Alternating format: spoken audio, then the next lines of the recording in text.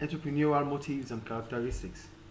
When we talk about entrepreneurial motives, the brain behind wanting to become an entrepreneur, that is what it means. The brain behind wanting to be what drives you to want to become an The entrepreneur. objective. Yeah, the brain behind it. Yeah. Why do you really want to set it off? Your motives. So I'm just going to go down. So a characteristic of entrepreneur. Starting your own business is very common. Hundreds of thousands of small businesses are started each year. People give up their jobs to work for themselves, or they start a new business alongside a normal full-time job. Not everyone is suited to becoming an entrepreneur, either because they lack the skills needed or because they don't want to cope with the risk involved in setting up a business. So in the previous lesson, in chapter 19, we talked about the barriers to entrepreneurship, right? Yeah. So one of the barriers is the lack of the skills, lack of entrepreneurial capacity. We talked about lack of entrepreneurial capacity. Yeah. One of the reasons why we might not become an entrepreneur. We talked about that. So that is the point here. So some people really like to become an entrepreneur, but the point is they lack the skills. They don't have the capacity, the know-how of becoming an entrepreneur, so they cannot become it. They want to become, but for the fact that there's a skill setback, barrier, yeah. there's a barrier, so that makes them not to want to become an entrepreneur. But every now and then people will like, I have to start working for myself. I have to start doing my things for myself. I want to be my own boss. But if They you don't lack, have- they don't have the skills necessary. and they don't have the skills, so that stops them from becoming a one. Or probably they even have the skills, they have the idea, but they don't have the financial capability. Yeah. So finance is also a barrier. So without finance, you cannot fund that project. So that's the point they're making here. And the last one is about people averting risk. They don't want to take that risk. It's difficult to take the risk because the more the risk, the higher the reward. But a lot of time people do not want to take They're risk. scared. They Yeah, don't they're have scared. confidence. So, and confidence is one of the characteristics of an entrepreneur. Yeah. So that's just what we're talking about here. So we go in details to characteristics now. For characteristics, it said the UK. Okay, there's a startup there anyway, which you don't even need. So what are the characteristics of successful entrepreneurs? We're talking about what successful entrepreneurs do have that makes them succeed. So that means they portray these characteristics. That's why they succeeded. Do you get the point here? Yeah. So the first one is self-confidence. For self-confidence, it's about you knowing fully that you can convince people to buy into your idea. It's about an entrepreneur has innovative idea, like innovation. You come up with a business, you find out the gap in the market, Yeah. and you want people to buy. You find a gap in the market, you create a business from that gap, and you expect people to buy. That is what business is about. Yeah. Got it? Yeah, but you need confidence to start it. So- And take the risk. So the point is, as an entrepreneur, you should have that confidence that you can convince people to really buy into your idea. That is what self-confidence is about. Do you get it? Yeah. So here, successful entrepreneurs are people who believe that they are going to succeed. They think they have a winning formula for their business.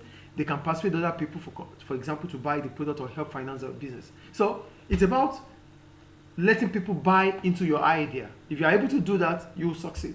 So most of the successful entrepreneurs we have, even if they don't have money, they can convince people to join invest it, into the invest in business. them, That is yes. self-confidence. Is it Yeah. clear? Yeah. Is it clear, please? Yes. The second one, self-determination. Successful entrepreneurs are ones who think they can take control of events that are going on around them. They can influence those events and turn them into something that will benefit their business. So, determination. Because determination leads to success. Yeah. So, successful entrepreneurs are those people that believe that whatever is around them, they can always find a way around it to make it positive to their own business. Use it for their own gain. For their own gain. Thank you. That's self-determination. The third one, being a self-starter. Many people work best when being told what to do. But to be a successful entrepreneur, you have to be a self-starter. Entrepreneurs are able to work independently and can take decisions. They have their own ideas about how things should be done, and they are able to develop those ideas. So as an entrepreneur, you have to take that first step. You don't wait for people to tell you. Because if you are waiting for people to tell you, they already have the idea. They already have the idea. So the point is, you being able to find out what is needed in the market, you're being proactive. That is the point, being proactive, being able to get it done the first time. Don't wait for people. That's what being a self-starter is about. Yeah. Original idea from you. Is it clear? The original idea, and you start the idea before anyone One else, does that's it. it. The next one, judgment. The business environment is changing all the time. A successful entrepreneur is someone who gathers information and listens to advice. At the same time, they are able to see where the business might go in the future and what they want out of the business. This helps them to make judgments and decisions. So, for successful entrepreneurs, they are successful because they listen, they take advice, and they are more like they see the end from the beginning. They know where the business has to go to, and they are willing to calm down, to listen to people, to hear their views, which might allow them to make a tangible decision. Do you get the point or not? Yeah. That's judgment there. Their commitment. Many people think when starting up a business that it is going to be easier than working for someone else. All the evidence shows that entrepreneurs work longer hours than those with a normal job. Running your own business can sometimes be more stressful because of the risks that are always present. So successful entrepreneurs are ones who are committed to what they do. So the point about commitment is being punctual. Punctuality is the soul of business. As entrepreneurs, you have to be hard at work. Working for yourself doesn't mean you have freedom to play around things. No. You need to work hard. You need to really work hard. You spend more time than even being an employee, because the risk of the business failure is already there knocking at the door. So for you to stop that risk, it means you have to be hard at work. So every now and then, entrepreneurs are always going to be present at workplace. So it's not always going to be easy for them. So don't think I want to become an entrepreneur so as I can have my time. It's easy. No, it's not easy. It's not always going to be easy, because you have more responsibility than being an employee. Because you have responsibility over the business. Yeah. So that's one of the reasons why people do not want to become an entrepreneur, being employer. Because when you are an employer, you have responsibilities. You have to pay wages. You have to pay salaries. You have to train your workers. Judgment. Yeah. I think your point is clear. Yeah. So the next one is perseverance. For perseverance, we're talking about endurance. You have to be able to work through setbacks. Yeah. So as soon as there's going to be storming time. So those storming times should be the time for you to learn and start again and start over. You don't lose up. That is what perseverance is about. So for every business, there's always going to be a setback. But you don't let that setback decide the fate of your business. You let it become a yardstick to success in the business. You need to get through it. Yes, it's a storming time. You need to use it to become better. Yeah, so the storming time will become norm. So if you are able to hold on to that. The next one, initiative. Successful entrepreneurs are able to take the initiative in situations. They do not allow events to overwhelm them by doing nothing. They are able to change and be proactive. We talked about being proactive the other time. Yeah, so they start it. It's more like you finding the solution immediately. You trying to ensure that before the solution finds you, you are able to find it.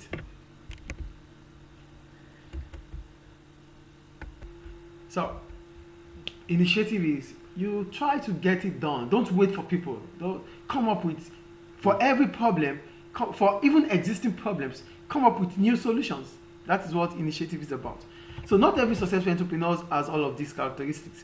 Few entrepreneurs are strong in every area, but people who run their own businesses tend to show different characteristics from people who work for someone else. So the point is, you might not have all these characteristics, but that is why it is important for you to start thinking like a leader. Surround yourself with people with initiative, with talents that are honest. So wherever you are having a weakness, they will be there, to carry you on. Yeah. So that's about that. Any question about it? So these are the characteristics of entrepreneur. Without this, it's difficult to really succeed as an entrepreneur. Any question up to now? No. Okay. So those are. Go to skills required by entrepreneurs. Not only do entrepreneurs need to possess a number of important characteristics to be successful, they also need to use a wide range of different skills. To begin with, it helps if entrepreneurs are capable to some extent in their chosen line of business. For example, an entrepreneur starting or setting up a flying school will need piloting experience and an instructor certificate. Someone starting a commercial radio station may need some broadcasting, transmitting, and programming experience. However, it is possible to set up a business in unfamiliar fields. For example, the skills needed in retailing, window cleaning, and running an online sales operation can be learned fairly quickly. There are also examples of entrepreneurs entering quite diversified lines of business without any relevant experience. So the point about the skills required is this. As entrepreneurs, it is always ideal to have at least a background about whatever About business your business, yeah. about whatever About business the- you want to yeah. dabble into. But if you don't, it's not a crime. You can still start up the business. All you need is employ people that are trustworthy, honest, and Or talented experts, yeah. to carry on the business. So what are those skills needed as an entrepreneur? The first one, organizing. We're talking about organizing. It simply means putting all the factors of production together. That is what organizing is about. Putting all the resources needed for production together. Is it clear? Yeah. Okay. Do you want me to read further or it's clear? No, it's clear. It's Okay. clear. Then we go to financial management. Finance is, finance is the disbursement of cash from a surplus unit to a deficit unit. Finance is a lifeblood of any business. So as an entrepreneur, you must be able to forecast your cash flow, be able to make a budget. You must not overspend. You must be able to, whatever you need, you must have a financial plan. You should have a on- plan for it. Yeah, Exactly. you must have a Because financial plan. You can't go with the business without money. Yeah, you can't Yeah. because the lifeblood of every business is cash. Yeah, the backbone. So you must be able to, account for every penny spent. The third one, communication. For communication, we're talking about being able to, inform people, inform stakeholders, the objectives, whatever you need, because information is needed. And for entrepreneurs, you have to be a good speaker, and you have to speak positively about situation, about events, because you're going to deal with different stakeholders. You're going to deal with your employees. You're going to deal with suppliers. You're going to deal with government. You're going to deal with bank.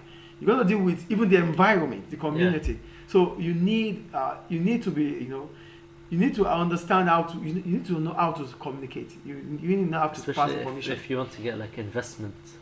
If you want to get investors with you, you need to know how to communicate with them. Yeah, you need You to know how to pass information. Yeah. Persuasion. So that's about communication. It's important. Yeah. These are skills needed. Then the next one is managing people. As the business grows, there will be a need to take on more staff. It is often said that managing people is one of the most difficult tasks when running a business. Individuals are all different and many require different approaches to motivation. Entrepreneurs need to recruit the right people in the first place and then show clear leadership and direction. People should be easier to manage if their needs are met and they are treated with respect and value and are valued. So the point is managing people. Managing people involves a lot of it involves a lot of commitment and communication and you have to understand their mindset because there's diversification. Because everyone's different. Yeah, so there's diversification. So it involves you understanding their point of view, valuing them, meeting up with their needs. So if you're able to do all this, they will be the easiest to manage. If not, then you find difficulty managing them. I think the point is clear. Decision making. Running a business will require a lot of decision making. The level of decision, however, will differ. Most decisions are about low level, day-to-day issues such as what materials or stock to order, which tools to use, and where to advertise for a new employee. In contrast, a small number of decisions are strategic. These are important and can have long-term effects on the business. So, decision making is more of problem solving too. Yeah, problem solving. So, every now and then, you will be faced with different situations and you have to make a decision around those quick situations. Decision, yeah. So if you cannot, then it will be difficult for you to carry on with the business. Negotiating. In terms of negotiating, you have to speak with people. You need to negotiate with people. You need to negotiate with different stakeholders, your suppliers, your employees about salary, your suppliers about cost. All these things need skills. So you need to have a negotiating skills that will allow you to have the better side, to be able to have the better side of every project. Because if you don't have that negotiating skills, then you might be losing out every now and then. And losing out means your cost will be increasing. Without having negotiating skills, you might be incurring more cost. Do you get the point or not? Yeah. Do you get it or not? Yeah, I understand. Okay. So negotiation is all about being able to reduce your cost in terms of what you spend, in terms of your expenditure. Then IT skills. That's also important because informations are kept, and these days you cannot always have paperwork. You need to simplify them, and to simplify them, you need information communication technology. You need to know how to efficiently store the data. Yeah, so that's about information and technology. I think the point is clear there. you set up files. All these are things that we can do anyway. Is it clear? Do you have any question about that? The IT. Yeah. No, it's understandable. Clear, right? Wait, can you just hire someone instead? Yeah, sure. Yeah. You can.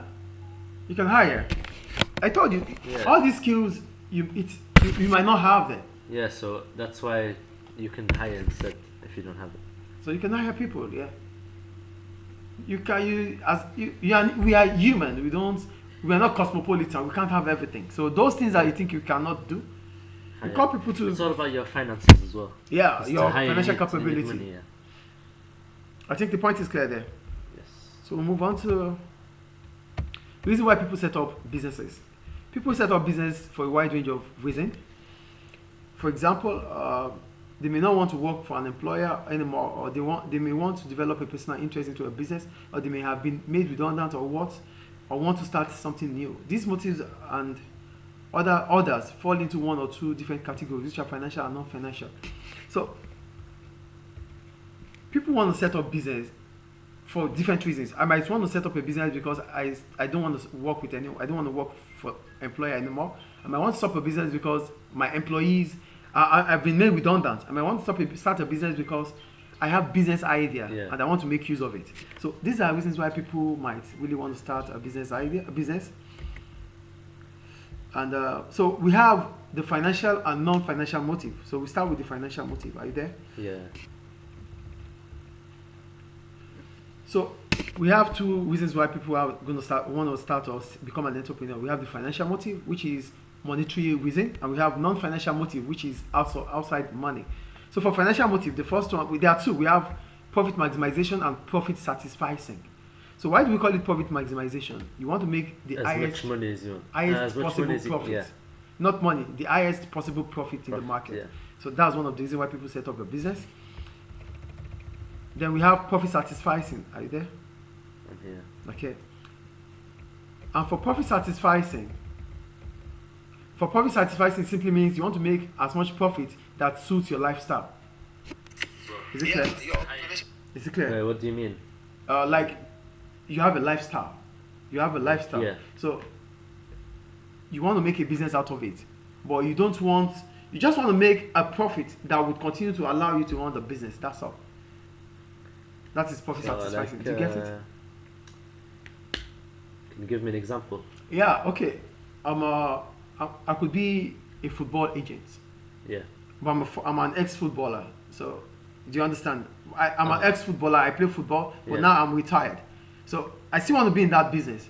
So the point is, I just want to ensure that I have income that can sustain me after retirement. That is profit satisficing. Okay, that makes sense. Is it clear? Yes. Is it clear? Okay. Another one is about, it's still about profit satisficing. When you think you don't want to take a lot of risk involved, because when you are heading towards profit maximization, you want stable flow. No, when you are heading towards profit maximization, it means you are getting yourself more involved in risk taking. Yeah. So some people they don't want to take so much risk. They just want to take that. They don't want any responsibility than the responsibility they already have. So whatever profit they make in that respect is enough for them. That is profit satisficing too. Do you understand now? Yeah. Okay. Then we have non-financial motives. For non-financial motives, we are talking about non-monetary reasons why people might want to set up a business.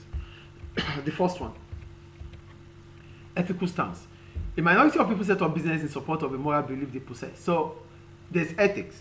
That's the moral way of doing things. And what is moral? The principle to know what is right or wrong.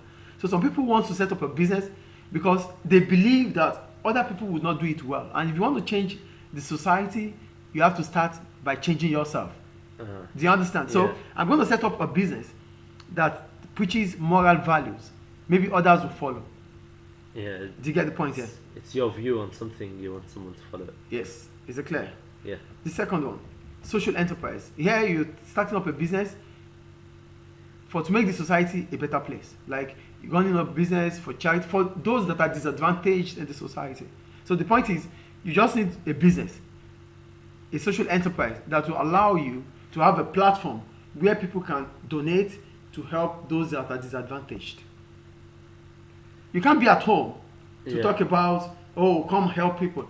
They need to see a structure. So you might be setting up a business because you want to help the society. It says here not for profit. Yeah, that's what I But just said. how does the business work without profit? How do you- Donations.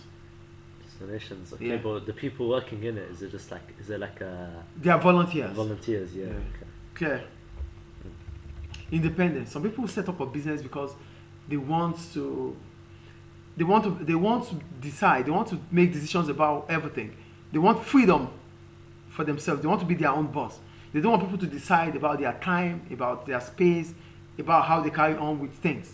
So that is independence. Do you understand? Yeah. So they want to be the one making decisions, not others making They decisions for don't them. want to be bossed around. They want Yeah. to be their own boss. Is it clear? Yeah. And the next one is home working. For home working, is simply talking about people having that possibility to work from home. Then they find out that, okay, being home, we can start up something. Yeah. Then you start it up. That is another reason why people could start up a business. Because home gives them the opportunity to to explore. Then they make a business out of it. Do you understand or not?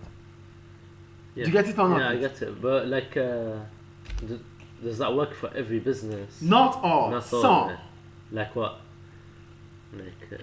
A barber, an IT person, a software programmer, Yeah. a plumber. That makes sense. Yeah. How plumber? Yeah. Oh, plumber. You just have your tools in your own house, and then you know. They call you and you go. Yeah, Is it clear now? that makes sense. Okay. So you don't have to waste time and money to have your own office. So that ends chapter 20.